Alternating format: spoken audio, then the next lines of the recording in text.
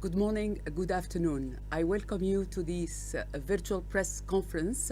We wanted to invite media to hear from the co-chairs of the on the intergovernmental governing body because this week they had negotiation, and we wanted to update you on the progress and to give you the opportunity to ask your questions. Let me introduce to you the panelists today. We have the two co-chairs of the INB, Dr. Precious Matsoso and Mr. Roland Dries. We have also Dr. Jawad Mahjour, who is the head of the WHO Secretariat to INB and HR Amendment. And we have Mr. Steve Solomon, our principal legal officer. So without delay, I would like to give the floor to Mr. Roland Dries for his opening remarks. You have the floor. Thank you very much. And there's a bit of an echo.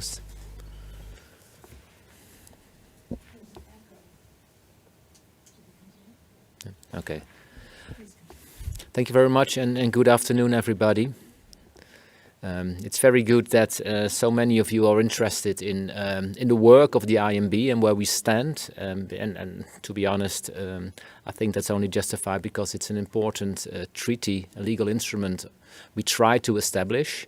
It's one of the first and one of the few legally binding instruments worldwide we would have on health and pandemics. And what happened in the last couple of years with the COVID crisis proved that the world was not well prepared to work together in fighting and preventing pandemics from happening, which cost many lives. And we do everything we can with this instrument to make that situation better than it was before.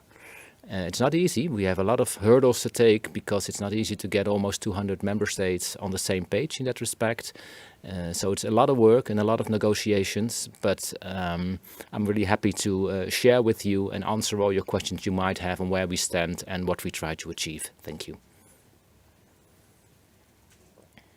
Yes, greetings to all. Thank you so much for taking interest in this important issue. As you may know, the World Health Assembly, which consists of countries that come from 6 regions of the world, have been very seized with this important issue. For the past 2 years, we've had to work and look at how we can come up with an instrument, a legal instrument, to address some of the gaps that were identified. They made a historic decision 2 years ago when they decided that countries had to meet, all 194 countries had to meet and agree on a legally binding instrument that will prevent what we saw with COVID from ever happening again. And I think it's an important process in that no country is going to be forced into an agreement. Countries are going to come there to negotiate and come up with the best possible solution that can make the world safer, that can make the world fairer, so that there is access to vaccines, there is access to diagnostics and therapeutics that can help us prevent any of these outbreaks from turning into pandemics, but ensure that we are also better prepared, because it was one problem that we're not, as a world, better prepared, and they are agreeing on modalities on how best to get us to be better prepared, and how preparedness can also be properly funded, adequately funded, and how health workers can be protected, because they were at the forefront of responding. They were in the front line, and they had to protect us in hospitals, in theaters, in ICUs, and we have to make sure that they are not exposed to this in future, and we come up with better measures in terms of this instrument in future. Thank you, Dr. But Sozo, I'd like now to open the floor to journalist question, starting with Robin Millard from AFP. Robin, you have the floor.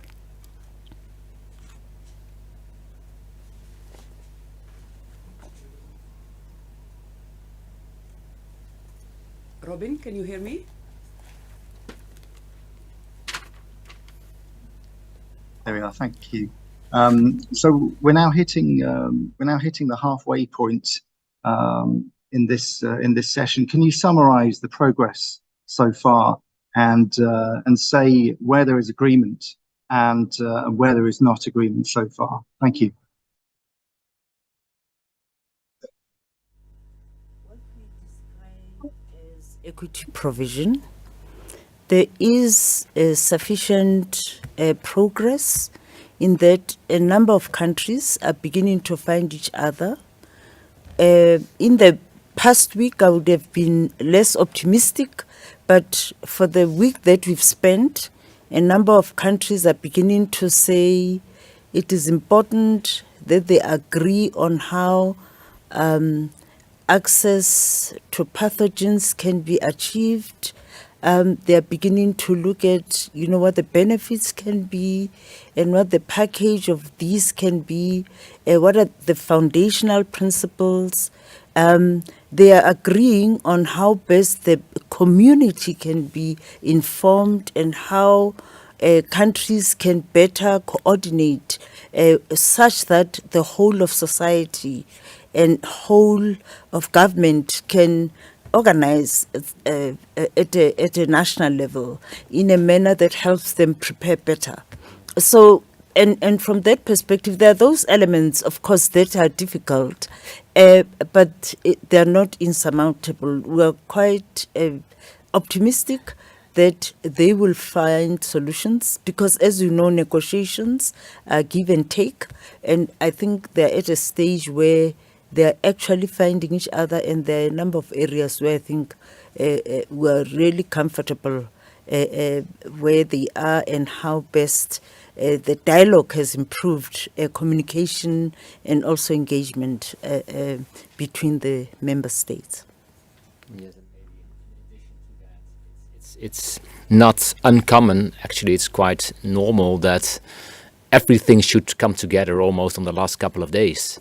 Because we discuss all the articles, we have discussed them many times, we have still be discussing them again, but countries are not, it's standard negotiation practice that countries will only give up on what's important for them when they've seen the whole picture, and that's when everybody's gradually moving together, and that is what we see, and that is hopeful. There's still a lot of work to do, but it's we are pretty confident that by the end of the week we will have a good result. Thank you. I would like now to invite Kerry Cullinan from Health Policy Watch to ask the next question. Kerry?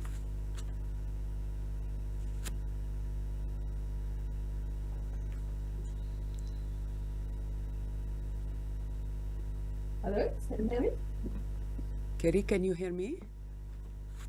I can hear you, but you haven't unmuted me. Kerry? I need to be unmuted. We can hear you. Can you hear? You can hear me? Yes, go ahead. Okay, so sorry about that. First of all, I think all of you look like you've needed a good night's sleep, so I hope that you get it. I'd like to know that the specifics, whether Article 12, which is what everyone is talking about, perhaps, does the 20% allocation to WHO still stand? Is that still in the agreement?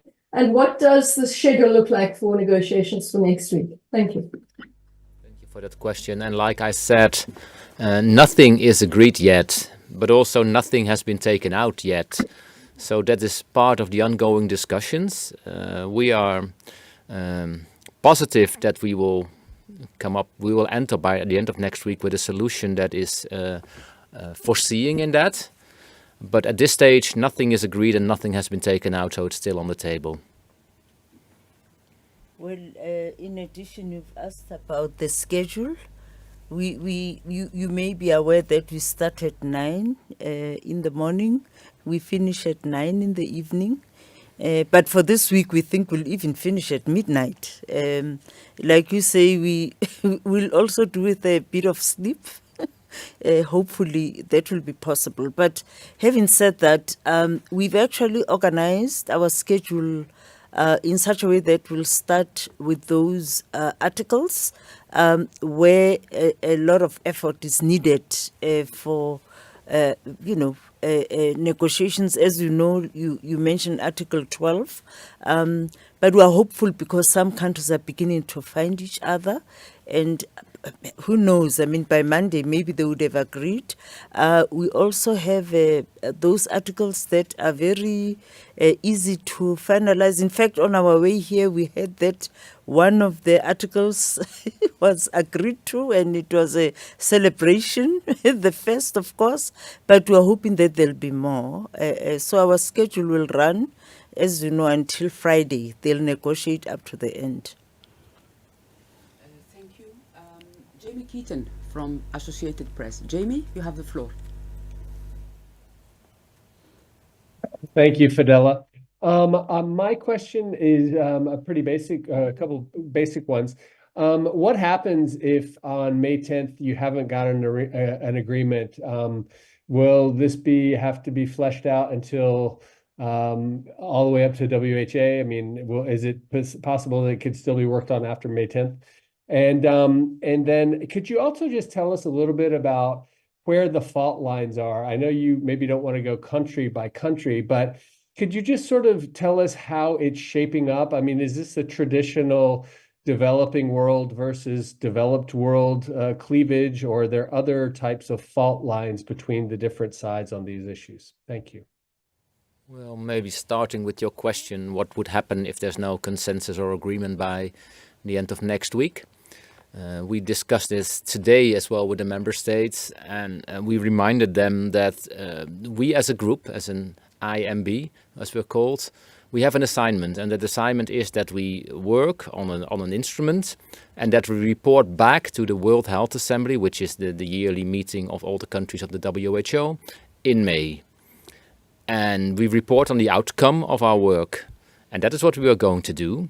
And it's not our business, so to say, to decide what should happen next. So we are still optimistic that it will be a good result, so then everything is clear. But in the situation that we would not find consensus by the end of the week, we would report that to the World Health Assembly, and it's up to the World Health Assembly then to decide what should be happening next. So we don't want to go directly because it's not our job to do that. Well, on your second question about, do we see any polarization of some sort? Well, I mean, on difficult issues, I would imagine that countries are trying to find a middle ground on what would work best to help prepare and prevent. I guess it's a matter of emphasis. Whether you emphasize equity or you emphasize prevention, but they're both important because from what has happened with COVID, we know that equity was a problem within countries, between countries. So it's not an either or, and I think that's how they're trying to approach this difficult issue, but also prevention. I mean, prevention is important for everybody. It's not for some groups of countries or not. And this is the kind of response that we are seeing, that they are trying to find each other and trying to find the best possible solutions. And maybe in addition, what you also see across the board, it's not north-south or east-west, it's across the board, is when trade interests kick in. That's always challenging to find solutions. But so far, we have only seen that countries want to work around that and look for solutions, let's call it that. They look for solutions, how difficult it is, because they always have to work with their ministries back in their capitals, for example, their economic affairs colleagues, but everybody has the willingness to deliver. and that's important. Thank you. I would like now to invite Rory O'Neill from Political to ask the next question. Rory, you have the floor. Thank you. Yeah, I was wondering if you could confirm which article it is, that where there's been consensus. And could you also please outline the next steps for Article 12 on pathogen access and benefit sharing? What's the plan there? I know that's been one of the contentious ones. Will you be redrafting a new text, or what's the plan? Positive news on that Article 12 on pandemic, access and benefit sharing, is that member states understand very well that the key actually to success is in their hands. And what you now see, that after a long time of only telling us as chairs of the meeting what they would like to see happening, and it shows that that's not the same for everyone, and that we just have opposing views. But what you see now is that people are really trying to sit down together and work things out. And that's a very positive and needed sign. And actually, we're very optimistic that after the weekend, we would probably see some light at the end of the pub's tunnel, so to say. So that's a very good thing. Well, we got the news that Article 18 has been agreed, so it brought smiles to our faces. Of course, there are some articles that have been progressed significantly. I think we'll see more of those early next week. Okay, thank you both. Now I would like to invite Jon Cohen from Science to ask the next question. Jon, you have the floor. Thank you. Is there a sense that the Article 12 contentious issues are being pushed to the Conference on Parties ultimately? Not that we're aware of. I mean, I can confirm that groups of member states are meeting as we speak, trying to find a solution. And it's a sign of commitment because they see this as, in fact, this is what they've described Article 12. They've described it as the heart of this instrument. And of course, without a heartbeat, of course, you know, there's no life. So because of that recognition, as I speak, they're meeting to find a solution. Yes, at the same time, if you've been following this specific negotiations a bit deeper, you know that all the operationalization aspects of such a system are rather complex and technical, and they do not really fit into a legal treaty instrument. So you will always have to do further work to take care of all those details, how such a system works out in practice. So yes, there will always be work in the future, but what we try to agree upon are the essentials, the fundament for those further talks that are needed to make it really work in the end. Thank you. I would like now to invite Priti Patnaik from Geneva Health Files to ask the next question. Priti, you have the floor. Hi, thanks for taking my question. I just wanted to know, in the event that the INB is not able to reach consensus on a pandemic agreement, how that will affect adoption of the amendments to the IHR in May 2024, because obviously there are still linkages. If you could sort of explain that. Thanks. Well, what member states do with the IHR is not our responsibility to say that. There's a separate meeting going on for the IHR, but it's obvious that if we do not find success with the IMB, that will have implications for the IHR, and it's up to the negotiations on the IHR to determine what they want to do with that. And it's by far, of course, the preferred option that both will go down or go up at the same time.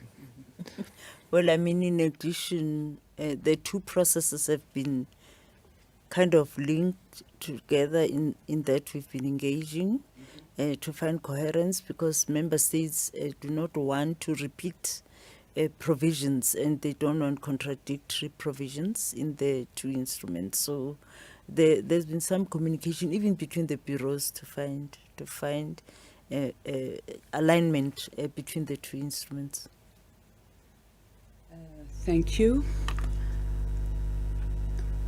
I would like now to invite Isabel Sacco from FA to ask the next question. Isabel, you have the floor. Good afternoon. Thank you very much, Fadela. Thank you for this briefing. I would like to ask, among all the different difficult issues that are being discussed during this week and will be discussed next week, what do you consider are the most difficult to overcome? Because you mentioned, for example, commercial or trade interests. There are also IP issues. Issues maybe related to funding also. So what would you identify as those that are more, as I said, more difficult to overcome, to agree on the same basis? Thank you. Well, the issues that some associate with equity provisions, and like you correctly said, IP is a very difficult subject, and it's an area where member states have to find agreeable language that they're all comfortable with, but that can help us achieve equitable access. But there's also access and benefit sharing, which member states have said they would like to see this happen on an equal footing, but it's how that is supposed to happen and what kind of legal text do they agree to that should be included in the instrument. There's also One Health, for instance, which involves a number of different agencies beyond WHO. At the national level, it involves different ministries. It's how countries can engage all these ministries to ensure that at national level they have a common position that can be agreed to. But also the engagement of different agencies, pulling together. At a global level, I think there is already a mechanism where there is coordination. I think it's at a national level where this coordination can happen, and this can find expression in the instrument. Yes, and next to that, one of the most challenging issues is, I think, that everything is related to everything. And that you cannot take away one of those building blocks because then other people are not content with the outcome of it. So you need to gradually make steps in finding agreement and comfort and trust for everybody that if we say yes to this, we will not forget about that. And so it's a very delicate construction that we try to set up, and only if everybody is on board on everything, we have a success, and that's the biggest challenge, I think. Thank you so much. We have Julien Lemanien from Le Monde. Julien, you have the floor. Hello, do you hear me? Yes, very well. Go ahead, Julien. Thank you so much. Yes, my question is about the last draft, and still the Article 12. I would like to know if there is a new provision saying the details of any PABs would have to be further discussed in 2 years from now. I would like to know to what extent this new provision has eased or unblocked the talks during the past week, and to what extent, from your point of view, this new provision could be a game changer or a key point to have this article accepted and maybe the whole treaty agreed. Thanks. That question, like I said a little bit earlier, is that the PAP system is technically and politically very complex. There's industry involved, there is the research world is involved, there is money involved, there's trade aspects involved. And in the beginning we tried to figure out that configuration up to the detail, and put that in this treaty text. And we found that it was just at this stage impossible to do it in the short time frame that we had, because we should not forget that we try to set up a legal instrument in 2 years' time, which is incredibly fast, actually speaking, from international negotiations perspective. So we said that we should cut it in half. So we should try to have the fundamentals in the treaty and leave the details for further work. And I think everybody agrees that that is the right approach. So I don't think anybody opposes that. I mean, they might feel sorry that we did not manage to do it all in the treaty, but they understand that and accept that. The main discussions now are if we do that and we want to make sure that the fundamentals are right and that we are talking about the same fundamentals, what are those fundamentals on which that building should be built? And the discussions that we mentioned between groups of countries are very positive to agree upon those fundamentals, and that would be very good. And maybe just to add, adoption of a treaty is not the end of a process.